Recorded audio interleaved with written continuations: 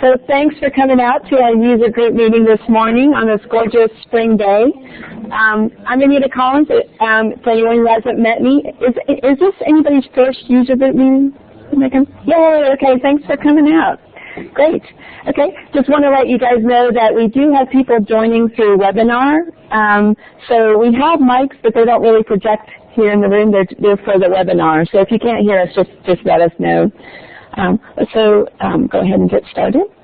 So just a reminder of what these user group meetings are, just really quick. They're deep dives into hot topics. So if you have an idea for one, there's some cards in the back of the room. We would love to hear your ideas. It's also a chance for you to ask questions. So you can ask questions about the topic or anything. We have lots of folks in the room who are experts, and this is your chance to ask them any questions that you've been wondering about.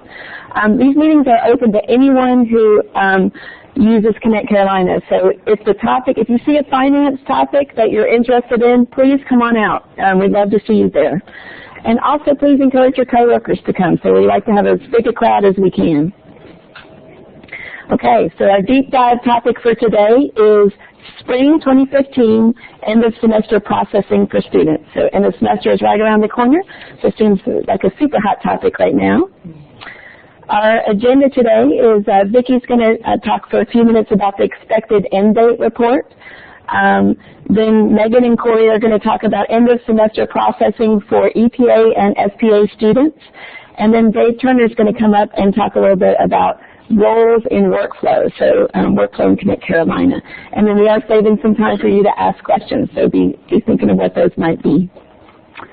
And again, just a quick reminder about the help desk. So has anyone not put in a ticket to the help desk? Okay, good. That's what we want. Okay, so you probably already know this already, but the help desk is the best way to make sure your question or your issue doesn't get lost, right? So always try to put in a help ticket because it gets assigned a number and the clock starts ticking and, you know, it's in the system and it's going to get tracked. And just a reminder that you can call and you can also use the online web tool, and I think there's even like chat and different things that can get your ticket in, but those are the two main ones. So, okay, I'm going to turn it over to Vicki to talk about the expected end date report.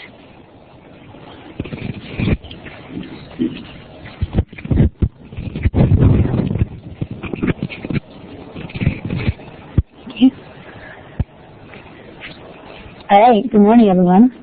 I guess easy topic to talk about today. I really just wanted to talk a little bit about the expected end date report just to remind you that it's out there. We wanted to make sure we pointed it out because this report has such important information. We've talked a whole lot about the expected job end date and the impact it has, that you need to know that you have to pay attention to that. It acts a little bit differently, as Corey and Megan will talk about a little bit later on. In the context of students, we're talking about SPA students and EPA students. And it's really, really critical that you realize how the expected job end date works for SPA versus EPA. So this is where you find the report. If you go into InfoPort under the Reports tab, there's the expected job end date report. That's how you get to it. Again, we've showed this a lot of times, but I just really want to make sure that we focus on it this morning so you really kind of have it in your head that this is a really important report, and we hope that you're paying attention to it. When you run the expected job end date report, you see a lot of graphical information that shows you about the employees, their end date arrival time. You can sort it or filter it by regular, temporary. You can look for a particular employee. You can filter it by job function or department or business unit. You guys can't see very well from here, but there's a bunch of data below that shows you the employee ID, the employee's full name, the department ID, the department description, and there's other fields in there. One is the expected job end date. So this is where you get your report. That's how you see the data, and we just wanted to remind you that it's out there and it's something that y'all should be looking at on a very regular basis. Okay, so it'll tie into the conversations that Corey and Megan have, but I just wanted to highlight that for you right now. So with that, I'll turn it over to Megan. And she's going to talk about end of semester processing for EPA students. Thanks, Vicki.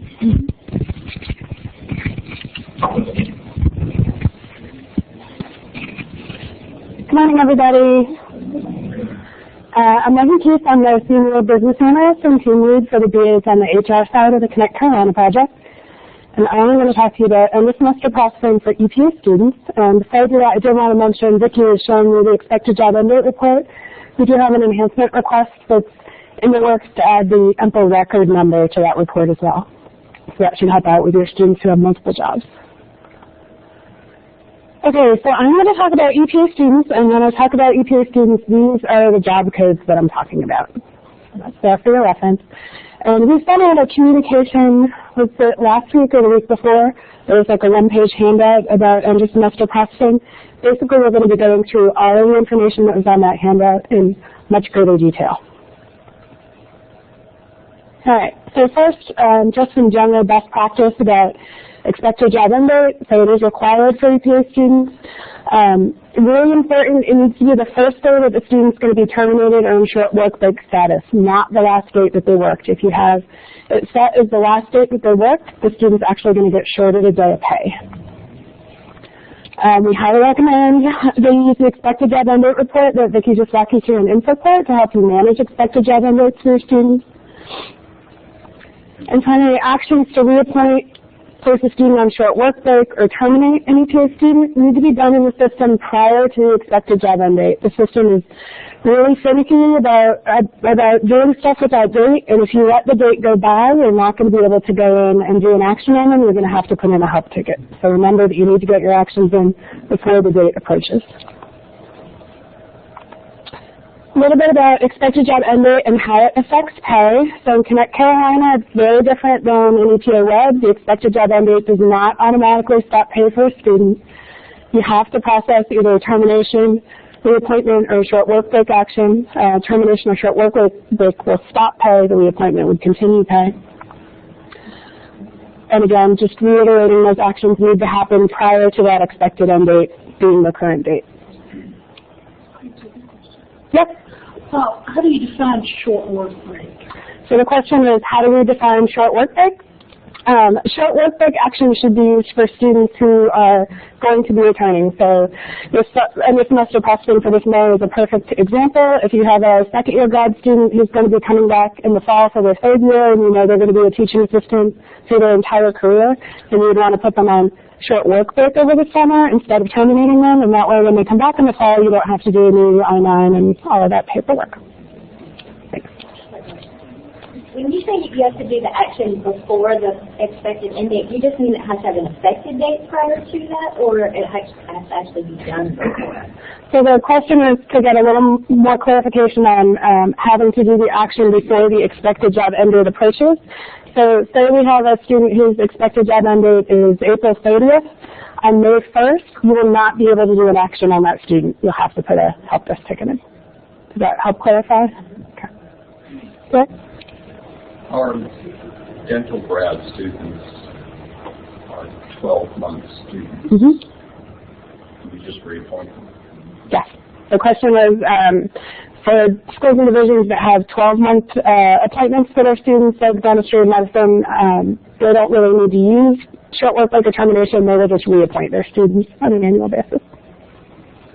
So if we have students that we know we're going to put on short work breaks, but then we come after the fact, we find out that they're going to have an appointment for the summer prior to the fall semester, when would we process? We have to have that in from faculty so we can process. So the question is, if you have a student who's going to get put out on short work break, and then we find out after that's been done that they're going to need to work over the summer and you need to get them hired back, how do you do that and what's the timing of that?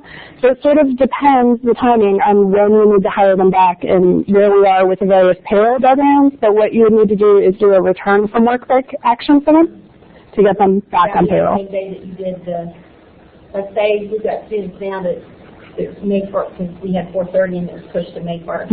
So I would put them on their short work break May 1st. and then I come back and find out, no, we want them for the summer, then I could still go back and take them off effective May 1st, or will you May 2nd? Yep. So the question is, if in that same scenario, can the return from work break action have the same effective date as the short work break action? And the answer is yes. It would be short work break action effective sequence 1, effective date of May 1st, and then the return from work break action would be effective sequence 2, same effective date.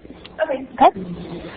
So how far out can you do the short work breaks? Because I had a couple of students that was ending, let's say, April 15th. I went in and I did a short work break all the way until January 1st. So is that like 6-month time period, is that too long? Because I'm not sure if they're going to pick up the TARA appointment in the fall. And when I went in and tried to do the short work break, it was giving me like an error. So I did it as far out as January 1st. Is that okay? Yep. Or should I? So the question is, how far out can you do the short work break? So if you have students who you're not sure whether they're going to be working for you in the fall or not, it's fine to go ahead and do a short work break action, extending them out to the following semester. You'll see as I get further into my slides, we're going to have some processing that we'll do probably mid-September this year, where we'll go through, if there are people who are still on short work break who haven't been returned, we'll go ahead and terminate them for you automatically.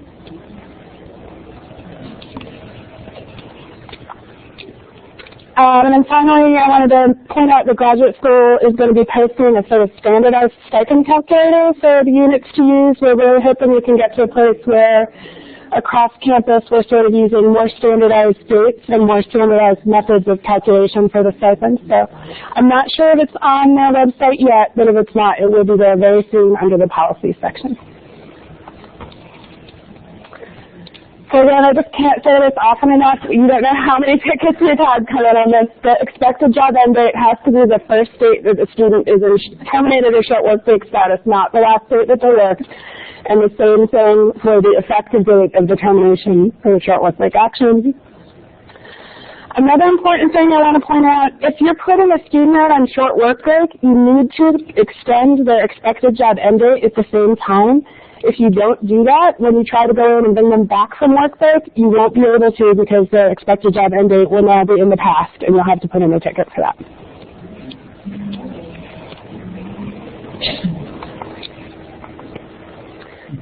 Okay, so for this semester, sort of one time only, because we're dealing with a lot of converted data issues and a lot of misunderstanding with how the system works. This is the first time we've really gone through this at the end of an academic year in the new system.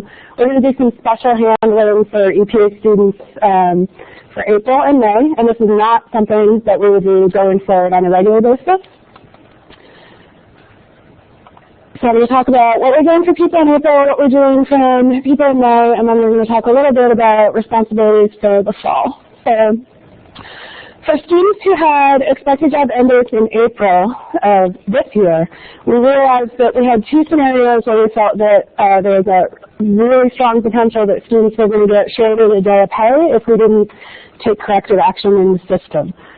So we updated the expected end date for two categories of students. We had a group of students who had expected job end dates of 4/24, which is the last day of classes. Under the assumption that you really wanted your students to get paid for the last day of classes, if that was their end date, we've pushed those out to 4/30. So that should ensure that they get all the pay they need in their April paycheck. And the second group, we had a bunch of students whose expected job end date was 4/30. Again, we were assuming we wanted to have them paid for the full month of April. So to avoid them getting shorted one day of pay, we have pushed the expected job end date on those out until 5/1. And so when I move to the next slide, I'm going to talk about processing for students whose expected job end dates in May. That group of students whose dates were 4/30 and are now 5/1 are included in the May group. So these updates, something we're just doing for the semester. We're not going to do this ever again. And if you think you have a student who we may have updated their expected job end date incorrectly, please come in to help take it, and we'll get that fixed. Just the primary or secondary, teaching the primary? We did any EPA student who is in one of those job codes on the first side who had an expected job end date of 4/24 or 4/30. Those are the only ones we touched. And it was about a little less than 200, I think. So, But if they have more than one job? Did it do the secondary also? The question was if they had multiple jobs, did we do those as well? We did any job that had one of those end dates. If they had one job with a 4:30 date and another job with a different date, we didn't touch the other job. We only touched the 4:30 job.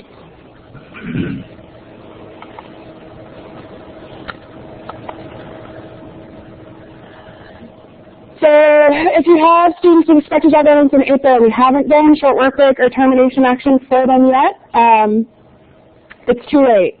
So we're already past the April payroll deadline. So if you have a student with an end date in April other than somebody on 4:30, because we're going to push those into the May group, you're going to need to submit a help ticket and potentially process overpayment paperwork as well if there's been overpay. All right, so now we're going to shift to talking about students with expected job end dates in May. And this is the next piece of sort of one-time processing that we're going to do this year that we're not going to do again in the future. So we realize that people have expected end dates all over the place, and that there's stuff that needs to get moved, there are students that need to get terminated, there are students that need to get put on short work break, and we don't have a lot of time to get all that stuff in the system. So what we're going to do is provide you all with a report for all of your EPA student employees. So we're hoping we get that out either this Friday or possibly at the latest next Monday. We're going to give you guys 2 weeks to work on it, and that report's going to get distributed to the Connect Carolina liaison. Reminder that this includes the students whose expected job end date was 4:30 and is now May 1st. They're in this group.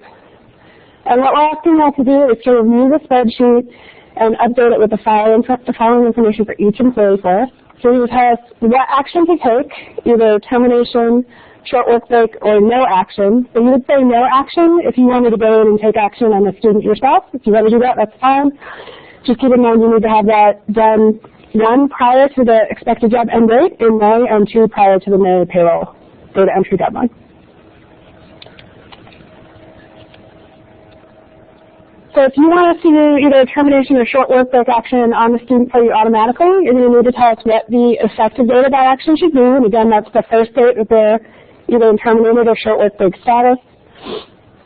For short work break actions, you also need to give us an updated expected job end date. We'll update that in the system as well. And we're recommending that that be extended out to either January 1st. So if you have a student who's graduating in the fall, you move the date out to January 1st. If you have a student who's going to be graduating in the spring, you move it out to May 15th. So when we do the short work break action, the expected job end date, we can also, it's on the same form. Yes, we're going to give you, the question is this all on the same form? We're going to give you a single report. It's going to have multiple columns. Go in and do the short work break, click on short work break, and we have to extend the expected job end date. Is that on the same? Yes. Okay. The question is it on the same EPAR? And the answer is yes, you should be able to update the expected job end date in this form. Thanks. Mm-hmm. Does better. So we have students who graduate on May 15th but don't complete their academic requirements until June 30th. So I assume we would put in June 30th. Let's talk about, the question was specific to dentistry. Let's talk about yours offline.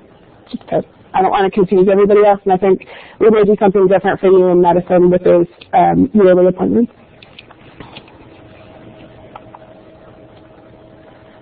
So we're giving you guys 2 weeks to fill out the spreadsheet. It's due back May 8th. Once we get those back, we're going to do the following automatically in the system for you. We're going to update the expected job end date based on the effective date of either the termination of short work break action. And we're going to process short work break and termination actions based on the information from the spreadsheet for those actions that are effective in May or on June 1st, so if you have people who are through the end of May. And this processing will be done in the system prior to the M11 payroll lockout, which is May 19th. So if you have any EPA students who have expected job end dates later than May, if you have people who are currently have an end date in June, July, or sometime in August, you guys are going to be responsible for entering either the short work break or the termination actions for this. We're only doing this automatic stuff for the people with end dates in May. Again, I can't say it enough times, the expected job end date must be updated when you're placing a student on short work break. And just a reminder, if you do decide to terminate a student instead of placing them on short work break, and then you do need to rehire them back at some point, you will need to do a new I-9.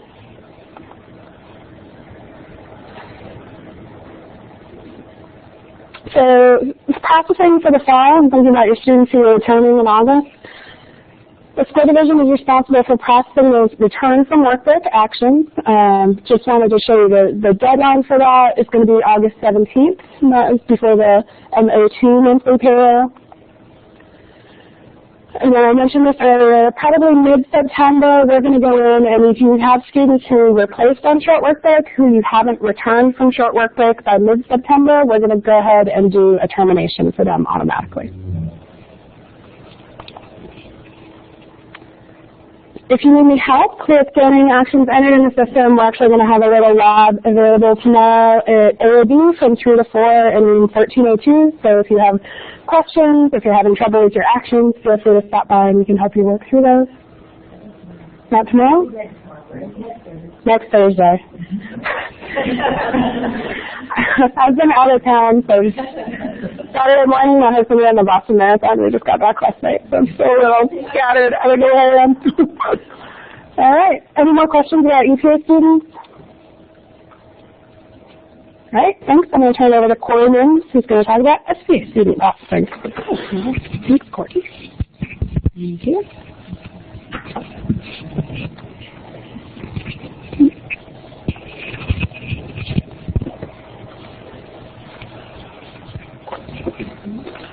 Good morning. So as Megan said, my name is Corey, and I'm going to be talking about SPA students. And first I want to go over some general information. There is not currently a short work break option for SPA students. With SPA students, unlike EPA students, the expected job end date is what we use to terminate SPA students automatically in the system. So any SPA student with an expected end date, if nothing is done with them prior to that date, we're going to terminate them in the system based on that date, which is, again, the first day they are no longer on payroll. SPA students will automatically lose FICA exemption over the summer if they are not reflected as a student in Campus Solutions. So if they're not taking classes over the summer and they remain as an SPA student, payroll will flip their FICA exemption. And lastly, if you have a student that is going to be changing classifications, so they're moving from an SPA student to an other student assistant or to an SPA temp, you would not go in and update the job code on the position. Rather, you would start a hire form and transfer them from their current SPA student job into an other student assistant position or an SPA temp position. You can have a new one created, or you can use an existing vacant position. You can use InfoPort to see what vacant positions you have. Any questions about the overview? Yes. I had a problem with this personnel that were an NCA trial, but they continue to show in TIM and continue to allow the person to put their time. So the question was, a student was termed, but they continued to show in TIM and were able to code time in TIM. My understanding is once the termination happens, unless they have a secondary job, they will be taken out of TIM. So I don't know that there's currently a problem with that, but maybe you can give me the name of the person I can look into it further. Does anyone know? Go ahead and say that happens in our department too. It does? It does, and in the past when I've had it happen, student support will usually contact me, I mean, maybe a week or two after, and say, hey, they can't record time, but it's not even like it used to be where it would show up to a zero, you know, it would build as basically an empty account. It still actually even builds to their old account. So you can't see it by running a report in SIM to see who, because it's still billed exactly like they were an active student. Okay, thank you for that information, Megan. My name is put in a picture with some examples. I just found that to the NEXO and then also options letter to the VA for us, like just so they would change the Okay. Megan said that the system should not be behaving that way and that if someone could put in a ticket with some examples and have it routed to the VA group, we can take a look at it. Thank you. Yes? To confirm about the last bullet. Yes. So, last year, HRIS moved to switch the classification automatically from student assistant to temp for the summer months if the student was not enrolled Right. in classes. It's not the case anymore. They have to do it anymore. Correct. So in the legacy system, if someone was not a student over the summer, HIS would automatically transition them from an SPA student to a regular temp. And that was for FICA purposes, as I understand. And since we handle that differently in Connect Carolina, that will not happen. So the students, SPA students who aren't going to summer school or are not returning will not automatically be changed into an SPA temp. So we have to do it so that their FICA can be. Well, so the FICA will be handled all by payroll, but what we'd like for you to do is, in the event, well, maybe we can go through the graphs and then I can make sure we answer your question, because it depends on the situation. So first, I want to talk about SPA student assistants and give you and kind of define who can be classified as an SPA student assistant. Oops. So first, any current UNC Chapel Hill student can be an SPA student assistant. And this includes your UNC students that are enrolled in the spring and fall semesters, and summer school is optional. So those individuals may be taking one summer session, both summer sessions, or they may be taking no summer sessions. They may just be enrolled in the spring, coming back in the fall. Unlike in Legacy, where they were transitioned, you can keep them as SPA student assistants as long as they're enrolled in the fall semester. Please be advised if anything changes with regard to that, or they decide not to come back in the fall, or they decide to go to another university, then you would immediately want to reach out to OHR and determine how that person should be handled, especially if they're going to continue to work, because they would no longer be classified as an SPA student assistant. As far as FICA goes, depending on if they take summer school or not, they may or may not be subject to FICA, and payroll would handle that separately based on what information is in Campus Solutions. If you have a work-study student that you are going to continue to have work over the summer, you would need to transfer them into an SPA student position. So don't continue to keep them as a work-study student. The system will not automatically do that. The system will not automatically transition them for you. You would need to transfer them into an SPA student assistant position. Or other student assistants, depending on whether they're taking or not classes. Well, so let's say you have a work-study who's wrapping up in the spring, and then they're going to another university in the fall.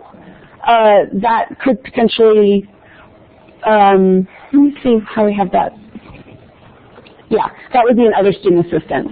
So basically, if they are not enrolled in classes over the summer months, but we want them to continue to work, I would transfer them from the new hire into other students for the summer months. So it would depend. So the question is, if you have a work-study who's here in the spring but not taking summer school, what would you do with them? So if they are enrolled at UNC for the fall, they can stay, or they can be an SPA student assistant. So you would transfer them to an SPA student assistant position for the summer. If they are enrolled at another university for the fall, you would move them into an other student assistant. If they're graduating, then they're an SPA temp. Does that help clarify? It would be really helpful if maybe after this meeting you just distribute some kind of document describing those scenarios. Right. So the recommendation is to distribute something that describes the various scenarios, and put a graph together that we hope to put up online, and we can build this out more if necessary to describe the various scenarios and give some examples as well. Thank you. Any questions over who qualifies to be an SPA student assistant over the summer? Okay. Background checks are not required unless the individual is working with minors. An I-9 is required. Well, if they don't take a break in service, then you should already be covered. But an I-9 just for any SPA student assistant is going to be required when they first start work. And then a posting or waiver in people admin would not be required to transfer or hire an SPA student assistant. And the minimum salary is the federal minimum wage, $7.25. Yes. Even into a temp position, you might have Well, this is just for hiring into SPA student assistants. Yes. Okay. So other student assistants. Who qualifies to be an other student assistant? This is going to be your students that are enrolled at another university or attending high school. They can be hired as an other student assistant. I've not seen other as an option. I've seen as a student. Right, that's a good question. So the question was, what is it called, and how does that work? So the employee group is SPA student, and then the job code would either specify SPA student assistant or SPA other student assistant. So it's based on job code, so how the position is set up. Also, UNC students that are enrolled in the spring, but then attending another university in the fall. For those individuals, a background check is required. The I-9 is required, and a posting or waiver are required in People Admin. And the minimum salary is $7.25.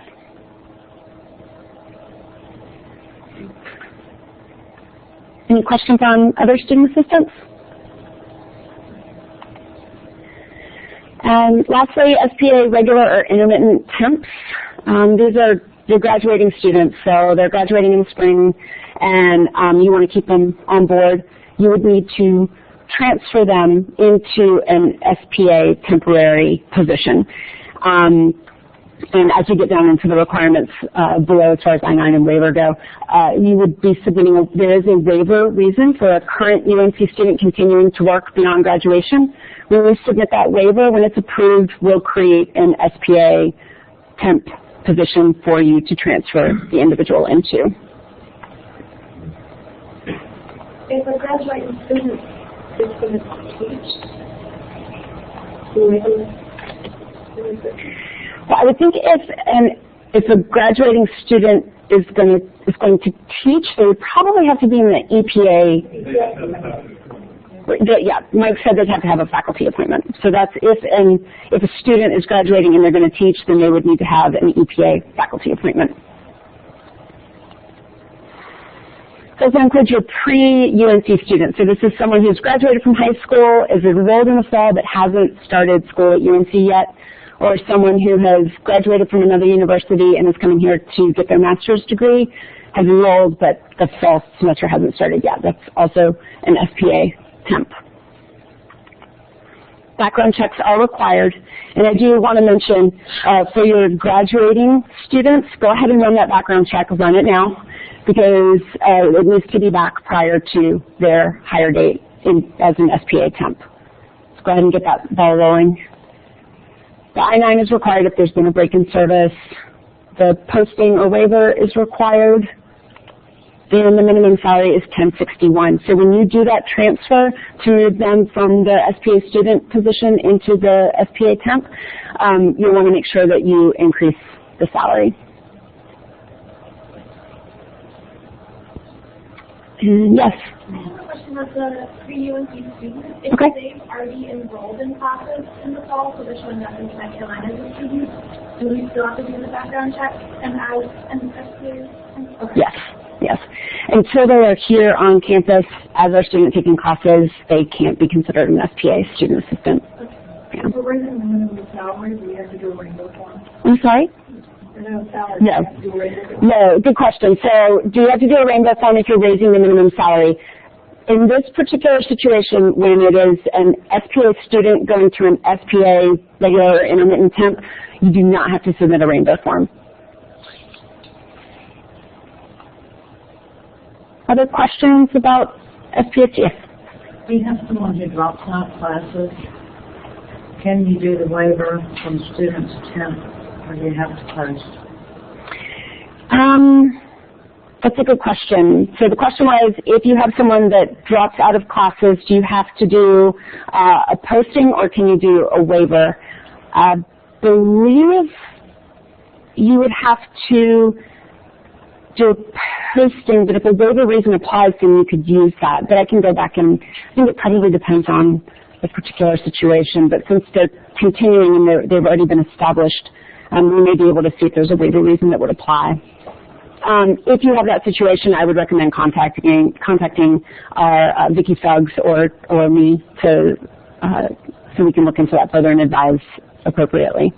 Yes. In the old system, if they dropped out of school, we would not necessarily know if they had dropped out, and wouldn't be looking for that. In the new system, if they drop out and their status changes, will we be notified that it changes? I don't know. So the question is, in the old system, that you would not be notified if the student had dropped out, and so For a month or two, and we have no idea if they dropped out of class. right. So departments wouldn't be notified if the student dropped out of classes. And the question is, will we know in the new system? I don't know if I don't know. I don't know. I'm not even going to guess. But I do know what we're looking into doing is running a report at certain times to determine if someone who is an SPA student is still enrolled in classes. And then if we see that there's someone in an SPA student assistant job code and they're not enrolled in classes, we'd work with the department to make sure that they're put in the correct employee group and job code.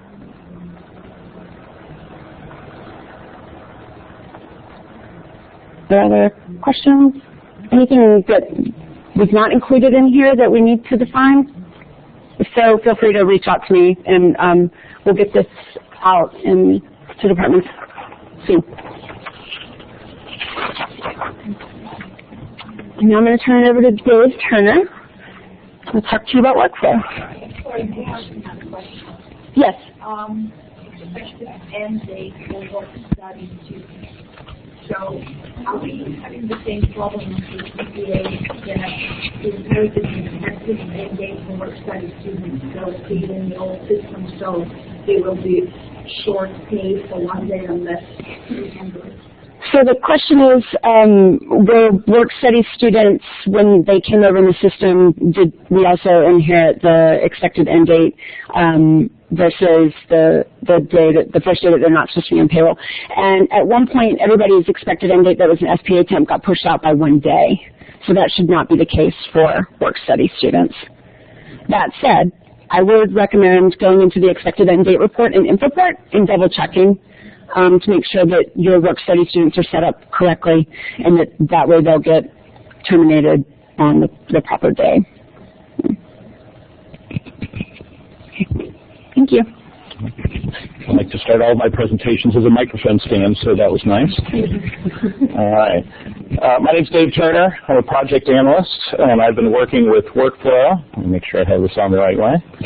As I was preparing for this, I've talked about Workflow a bunch through the project, and I realized yesterday we are in after go live over 6 months now, so you're all officially survivors, and congratulations. That said, we thought it'd be a good time to review Workflow. Some of you are going to see the slides that come up, and you're going to think, not again? I've totally got this. You're going to check your cell phones. I'm not offended. There are other folks. I know we have at least one person with their first visit, and we have some folks new into the roles and the position. So this is your opportunity to ask any questions. You can even raise your hand and tell me you're not sure if it's really working that way. We know we're still chasing down a couple of bugs with Workflow. They tend to be very situational and not large and global the way they could be, and we're glad they're not. So with that, this is kind of the 50,000 foot view of Workflow. We have 3 levels. We don't include level 0, or you can say level O for originator. We tend to create actions all over the place here at the university. A lot of them happen at the department level. Some UBCs enter actions. We have a few schools or divisions who enter certain actions. On the rare occasion, we have a central office do it. And so they can come from anywhere, but once the person who's originating hits submit, they all follow certain rules through 3 levels. Level 1 is the level 1 approvers. We look at that as the department level. Usually it's department folks who are approving or being notified. Sometimes it's a UBC. Again, every now and again, it can be one of the level 2 school or division folks. We tend to allow a lot of flexibility in who can approve for departments because, as I've said before, all of our departments tend to be like snowflakes. They look a lot alike, but when you get in there, they look a little different. And so we've provided a lot of flexibility to get what you need done at the department and the school or division level. Level 1 is optional. And I want to point that out because if you're a department and you just want to send everything up to your school or division, you don't have to have anybody in your roles. Just let it pass on through. Some folks want to have just a budget approver or just an HR approver. You're allowed to do that and leave the other one blank. It'll come to that one role and then move on. I would say one person, but you can have multiple people in a role. And so it'll come to all of those people to look at. First person to hit approve wins. After that person wins, it goes to level 2 approvers. Again, that's seen as a school or division, but sometimes UBCs are handling that work. This is required for HR and budget approvers, and we've gotten very specific with that requirement line.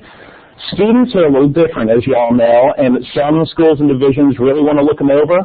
Some want to approve them. Some care less than others. I won't say don't care. We all care.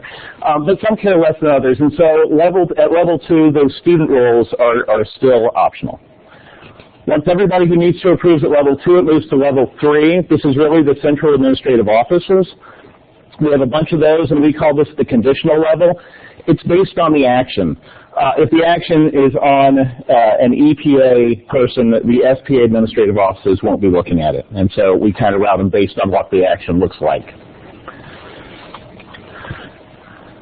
Now, yes, question?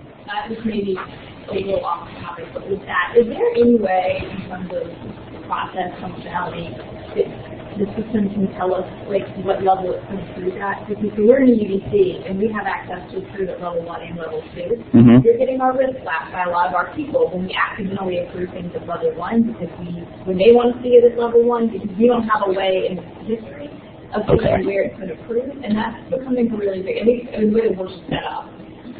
It would be like how PK Web used to put the stamp that says, who approved at what time automatically would be super helpful. Absolutely.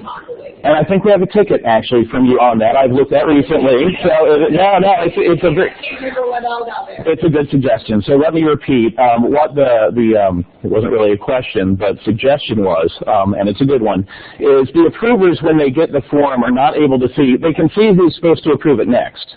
And if you view a form, you can always see who's supposed to approve it next. But who's approved it before is not being shown in a very visible way. And so one of the enhancement requests that we have, and like I say, I've looked at it recently, so it's at least up there, is to add a little bit more information on who has done that.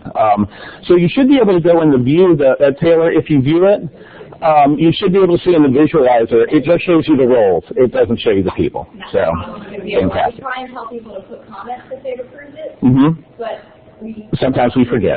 So if we were to moving things through, we also on the flip side have things that are sitting because we don't know they've been approved. Right. And then so either we move too quickly and then we get yelled at for approving something we don't want to, or we sit on it too long and then we get yelled at for not approving something that we didn't know we should be. Darned if you do and darned if you don't. So what I was thinking when I was looking at this is right now on the visualizer, which is shown on the second page of the form when you're viewing it as an approver, as a person who's been notified, if you look at the level 0 or step 1, I think, the first spot in the visualizer, it shows the originator's onion. And that kind of sticks with it so you know who originated it. But then it doesn't give you that same information as it goes through. And so what we may try to do is add the onion of the person who approved it within that visualizer so you can see who was in the role that actually clicked the button. There are other ways to do that. We could add a log, but that's definitely something we're looking at. So we've heard that. Appreciate it. Yep. If you go into evaluate EPAR, roundabout, you get the EPAR number. Come out, you go into view EPAR, you put the EPAR number in, go to the second page of the action, it will tell you the name of the person in the last The last issue with that is and that the person who approved it's not, it's our division, we have a lot of places that are funded by 3 different divisions, so we don't know. So we're talking to many other schools, we can't. Yeah. I think what thing found is it works for a bunch of people, but for some it's just enough information to get confusing. Yeah. So absolutely. So we will absolutely look at that going forward. No, not all. That's why we're here. We're 6 months in, and we need to hear stuff like that. So that's exactly why we went ahead and put the time on today. Excuse me. Level 1 and 2 both have 4 workflow roles. These roles are shown. An HR representative sort of looks at it from the HR perspective. A budget representative looking at it from the financial side. They may do this Same person as your finance person. It may be somebody who just, an HR person who knows a bunch about finance. That's different at every level in every department. We also have student approvers and student reviewers. Like I say, people take a different level of interest in their students, and so we've tried to accommodate for that. What I want to do is in the next couple of slides show you how these 4 roles are treated within all of the forms. It sounds like a huge undertaking, but it doesn't take that long. Those 2 forms act the same. Hire and affiliate are the exceptions. And so what we can do is lump 5 out of 7 forms into the next couple of slides. So we're going to talk about job change, position change, status change, lump sum, and fund swap. If we start with the HR representatives, the first thing about this role is it does not approve actions for SPA or EPA students. As we say, we have roles for that. They also do not approve for SPA temporaries.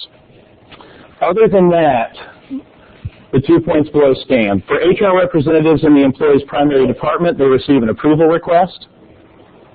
If they receive it, they must approve it, or somebody in that role with them must approve it before they move on. The HR representatives in an employee's secondary departments receives notifications. If you have multiple secondaries, multiple departments will get that notification. That's just letting the secondary departments know that things are happening.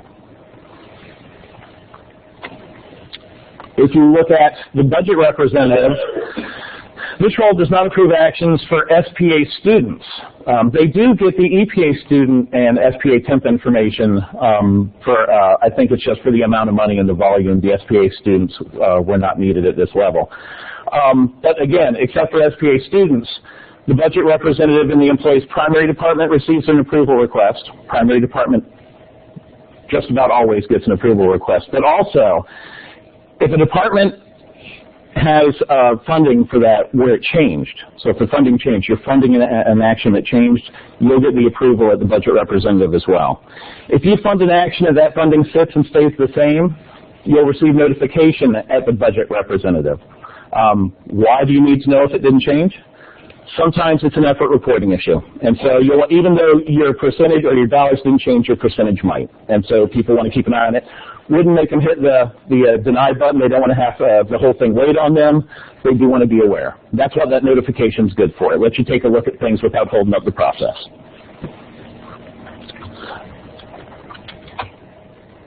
We talked about student approvers. The unique thing about student approvers as well as the student reviewers, they're only looking at primary student actions. We don't route secondary student actions right now. We haven't heard back that that's a need. We can always revisit that. But for our purposes here, and since Go Live, it's just been the primary actions. This role just gets SPA and EPA student actions. If you put a name in for that role, that's what they're receiving. The student approver for the employee's primary department in these forms is going to receive an approval request. If you put in for a student reviewer, the student reviewer of the employee's primary department receives notification. In other words, they just want to know about it. You can actually put both. If you want somebody to approve it, but somebody else really needs to know about it, you could enter both. I don't think I've seen it often, but we allowed that. Again, the flexibility thing. Those are the major 5 forms. Are there any questions before I move on to hire? Yes, ma'am. I was a little confused by what said. I didn't see anything, but is there any known issue with getting the notification if you're an originator and your action gets recycled? Because I've noticed on a couple of long phones in particular, I don't get any notification that's been sent back to me. Okay, that's interesting. The comment was, and you're seeing that as well? Okay, we're receiving a couple of comments right now that originators who have actions recycled or denied for that reason, and we'll have to check both since we're getting this report, that they're not being sent a notification back to the originator to let them know they have that waiting for them. And that is absolutely something that should be happening. And you say that's definitely the lump sum form. Have you found the same? Our forms are individualized in how they act, so it may be just an issue with that form, and I'll definitely take a look at that. Yes, ma'am? That happens to me as well, because where I'm originating from someone who is not on my UBC. Okay. I do a lot. And what happens is once I originate the e-card, it goes away and I can't see it anymore. Even though I'm the originator, I can't practice this system, I can't see an approval bar. Okay. If I'm doing like a lump sum for somebody in the academic unit and I research, okay. Because they don't belong in my booth. Right. And originate it, but once I do it, I have no idea who the next mover is, Okay. Yep. And in my case, it also got put back to me and I got no notification. Okay. I got you. And I'm wondering if I might have a ticket from you. The comment was that as an originator for an action on somebody outside of their department security, that once that action was done, they were unable to pull the action up and resubmit it or look at it in any way. We have seen cases, and we have done at least 1 or 2 fixes already on people who have both origination and approvals, and at different levels and how those interact. We have a couple that we really had to look at to correct, and we thought we had them corrected. Do you have a ticket in, do you know of right now on that? I did. I'm not. Okay. If you have an action that you can refer back to, please submit a ticket. And if not, anybody that has that, they're aware of it, but go ahead and submit a ticket to the help desk, because we tend to grab those and try to look at them quickly before the problem is fixed by something else or recycled. So do let us know, because those are the kinds of things we're trying to catch. We're UBC too, and we submit to other departments, like academic departments. When it goes there for approval, I can't see it, but once it's approved and it's coming back around for our budget, I can then see it the whole rest of the way through, but my access may be different. Okay. And it's typically the multiple roles and how they're acting together. So sometimes they don't play well with others. And so if you would give me a ticket, again, if we have an example we can look back at, we can recreate it in the system and track it step by step to see what's going on. And that's really where we get to figure out the fix. So if you could submit a ticket to help, and you can even say, spoke to Dave Turner at the user meeting, please forward to him. And I would say the same to you back there. Feel free to go ahead and submit a ticket. Anything else on this before we move to hire? Thank you for the feedback. We do appreciate that. That's one of the reasons we wanted to come, because we were worried there was stuff not important enough to worry about and put a lot of effort into tracking, but definitely needed to get out there and have somebody look at. All right, so the hire form. It's a little different. Why is the hire form a little different? Well, they may not work here. They may not have a primary department that we can route things to. If they don't work here already, it's a lack of data that makes us treat it differently. And so if they're not currently employed here at UNC, the department on the E-form, that HR representative receives an approval request. It's all we got. That's how we start the process, and so they would get that. Now, if the incumbent is currently employed at UNC, the HR rep of the department on the E-form, again, would get that, as well as the HR rep at the employee's primary department. That primary department is really the key. They get most everything. Again, if they're here and they have secondary departments, those HR reps are going to get notifications so they know something's happened. That's your representative. Again, the employee's primary department receives an approval request, or the department on the E-form in that case, as well as any department where funding changed. If you fund the employee, the hire action, and the funding did not change, you'll receive notification. For students, works the same as the others. It's received only for the SPA and EPA students, and the department on the E-form and the student's primary department student approvers receive the approval request. If they are student reviewers, they would get the notification. Add update affiliate, it's my favorite form, because it doesn't route to level 1 and level 2, and it's no work for me hardly whatsoever. It does route to level 3 to one place, the PID office, where they take a look at it. There's just there'd be no necessity to have that looked at level 1 and level 2, and they just go straight into level 3. So I like it a lot. We need more forms like that if anybody has any ideas. Yes, ma'am. Okay, and this might not be a question for you, but with the affiliate, I find it really frustrating because when I go and try and look at the current affiliate that we have, the system doesn't bring up any kind of affiliate details. It makes me automatically reapprove them or enter their information again. I've got you. All right. So I think the comment is that when going to do an add or update affiliate, that you have to know in advance the information that you're inputting if you're trying to update an affiliate that exists currently. It doesn't give you a search. Where you can put in a name and have it show you all of the affiliations and you select one. I believe that's the way the system prior to that handled it. Is that Is that the point that you're? And no, I mean, sometimes I'll have people say, can you tell me, you know, when is the end date of my volunteer or whatever? When I go to North Carolina, it'll bring the name up if I search by their name, but it brings it up so that I have to put in another appointment. It doesn't give me any data on it. Right, understood. So an inability to search or to report on the information. If you could search, at least you could see it, you know, do kind of a quasi-report by searching for it. But really no ability to report would be the other side of that. So both are cases in the Ad Update affiliate. I will pass that on to, in the back, Megan Keefe. Are you looking on the e-platform or are you looking in Connect Carolina on the internet? Stand up, Megan. I mean, I can go back and look, you know, the papers that I have for them, but just to bring them up in Connect Carolina, you know, they don't have a job, so I can't go to job data. So I go to affiliate system and it tells me to do a new appointment. It doesn't bring anything up on what they are currently doing for me and my department. So we have a custom affiliate page that all of our HR reps should have access to that should show you that information. So what we can do is put that in the digest this week to make sure everybody's aware of it, and we can take that to the meeting and I'll make sure you're going to the right place. You guys should have access to that information in the system. So Megan has pointed out that we should have a custom affiliate page that is available to all HR representatives and that we will be supplying a link to that. If you don't have it available and you should, then I would say put in a request to the help desk to have that added or looked into.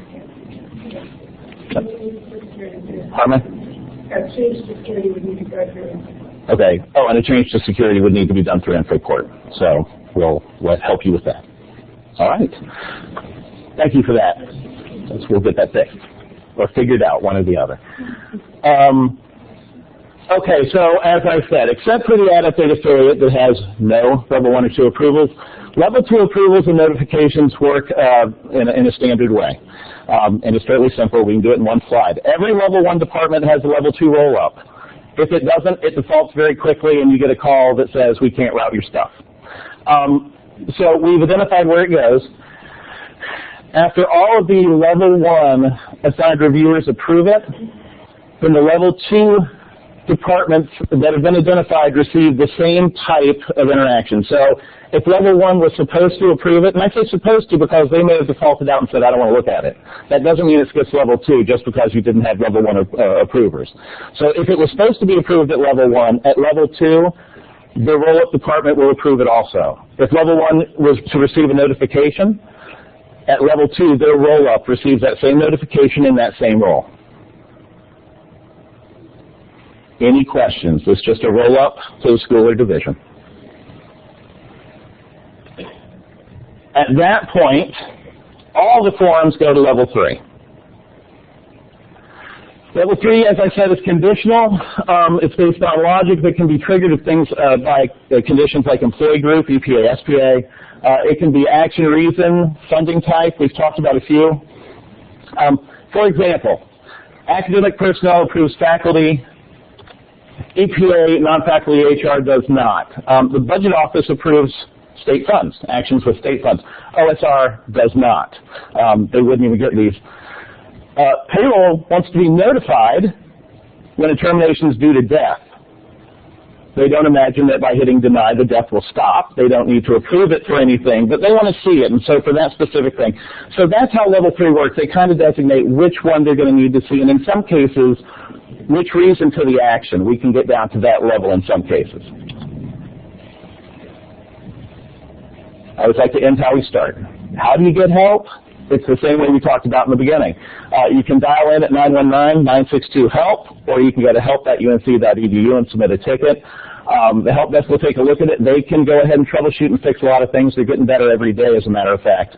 That said, it'll come to me or one of my friends upstairs if they can't figure it out. Yes, sir. Yeah, just to give a shout out to the help desk. They have saved me more times than I can count, and they're always nice about it. Yeah, great. Even if I've done something really stupid. Which you would never do, Derek. We know. I'd just like to recognize that those guys are great. And I appreciate it.